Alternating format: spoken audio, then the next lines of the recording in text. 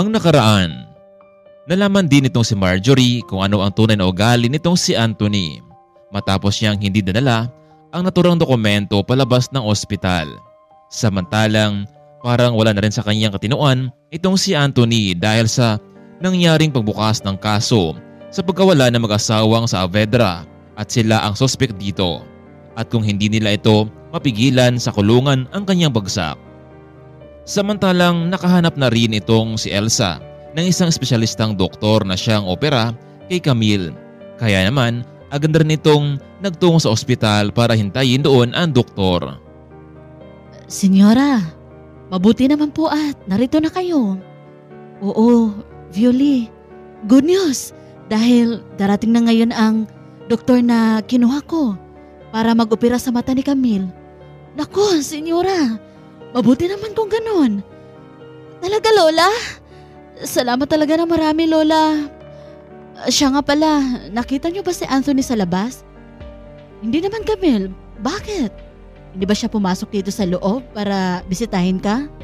Oo, Lola, pero saglit lang. Hindi niya kasi napapayag si Manang Violi na lumabas muna ng kwarto para daw mag-usap kami. Lola, kung sakaling bumalik man o hindi ang paningin ko, gusto kong sabihin sa inyo na hindi ko gusto si Anthony.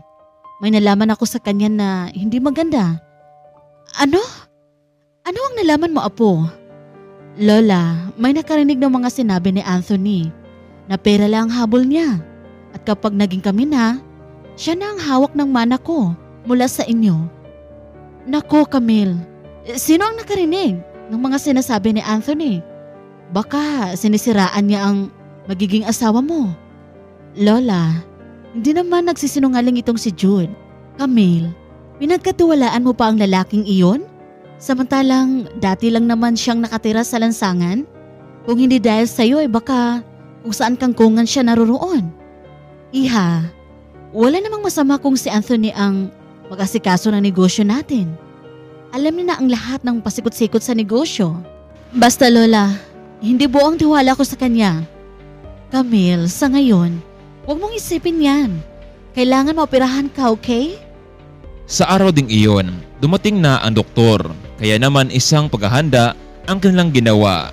Kasama nito ang kanyang magiging assistant. Kaya naman noong nagkaroon na sila ng sapat na oras, ay muling sinuri itong si Camille. Nalaman nilang hindi naman mahirap ang operasyon at muli pa itong makita ang kanilang pasyente. Senyora, don't worry. Everything will be fine. Doc, do your best for my granddaughter. Yes, Senyora. We are pretty sure. Kinabukasan, nakaschedule na itong si Camille na operahan. Kaya naging tahimik ang lahat at umaasang sana maging maayos ang lahat. Doc, how's my granddaughter? Is she okay? Yes, Senyora. Just relax. Matapos ng operasyon ay naghintay ang lahat sa muling pagising ng dalaga. Pinatulog kasi ito habang inoperahan. Senyora, kailangan na nating tanggalin ang benda sa kanyang mga mata para mailmulat ng pasyente ang kanyang mga mata nito. Apo, kumusta?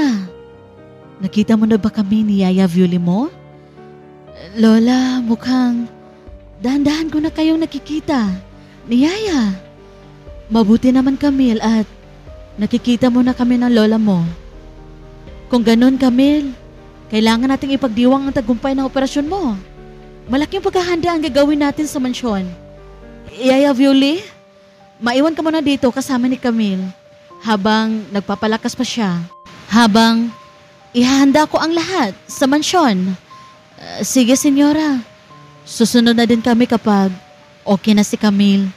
Labis naman ang saya ng mga ito dahil sa naging matagumpay na operasyon. Samantalang, nagbadali naman itong si Senyora Elsa na makarating sa bahay dahil gusto pala nitong makausap na masinsinan itong si Jude tungkol sa kanyang pinagsasabi kay Camille. Senyora, kumusta na po Senyorita Camille? Jude, sa ngayon, maayos na siya. Muli na siya nakakita at matutuloy na rin ang kasal nila ni Anthony. Pero ano itong narinig ko mula sa iyo? Sinisiraan mo si Anthony sa apo ko? Paano mo nagawa ito sa kanya? Wala kang utang na loob. Ikaw na nga ang tinutulungan tapos Nakuha mo pang pigilan ang kasal nilang dalawa? Pero senyora, totoo naman po sinabi ko sa inyo yung narinig ko. Nalolokohin lang naman yung apo nyo ni Anthony. Tumigil ka, Jude, ha?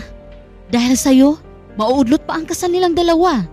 Kaya simula ngayon, pwede ka nang umalis dito sa mansyon. Hindi ka na kailangan dito. Oh, heto ang pera. 100,000 yan, ha? Siguro naman sapat na yan para bumalik ka kung saan ka man nanggaling. Huwag kang mag-alala, senyora. Alis din ako dito. Hindi ko kailangan ng pera nyo. Dahil una sa lahat, wala naman akong ginawang masama eh. Ginawa ko lang ang narinig ko at sinabi ko sa kanila, hayaan mo bukas, alis na rin ako. Mabuti naman, Jude, at naintindihan mo ako. Kaya umalis ka na bukas, ha? Kinabukasan ay tuluyan na ngang umalis itong si Jude sa mansyon. Gusto pa sana nitong pasalamatan nitong si Camille pero wala na silang sapat na oras. Samantalang sa araw ding iyon ay lalabas na rin sa ospital itong si Camille at doon na lamang magpagaling sa mansyon. Ngunit sa kasamaang palad ay hindi niya na matagpuan itong si Jude sa mansyon. Senyora, nandito na kami. Oh, Yaya Violi, ang aga naman yata. Senyora, ang sabi kasi ng doktor, pwede na siyang umuwi at sa bahay na lang magpahinga. Lola, maraming salamat talaga. At ginawa niyo ang lahat para muli ako makakita. Siya nga pala, nasaan si Jude, Lola? Bakit? Parang wala siya sa hardin, ah. Camille, pinawi ko na si Jude sa kanilang lugar kung saan man siya galing. Hindi ako papayag na sisirain ng lalaking iyon ang mga plano ko para sa'yo. Pero Lola, wala naman pong ibang mauwian si Jude dahil nag-iisa na lang ito sa buhay. Baka nakatira lamang ito sa lansangan. Naku, Camille, salip na yung sarili mo ang pagtuunan mo ng pansin para gumaling ka na. Para ihahanda ko na rin ang mga papeles sa kasal niyo ni Anthony. Huwag mo nang alalahanin ng lalaking iyon dahil binigyan ko na siya ng 100,000.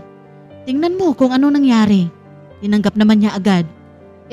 Sino ngayon ang mukhang pera? Si Anthony o siya?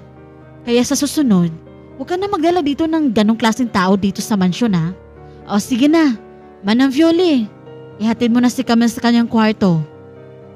Manang, anong gagawin natin?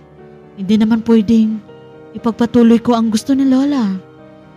Ano kaya ang pinagsabi ng lalaking yun para ipagtanggol siya ni Lola? Camille, hindi naman sa ngayon pero malalaman din ng lola mo kung ano talaga ang totoong pagkatao ni Anthony. Manang, meron ka bang phone number ni Jude? Gusto ko siyang makausap.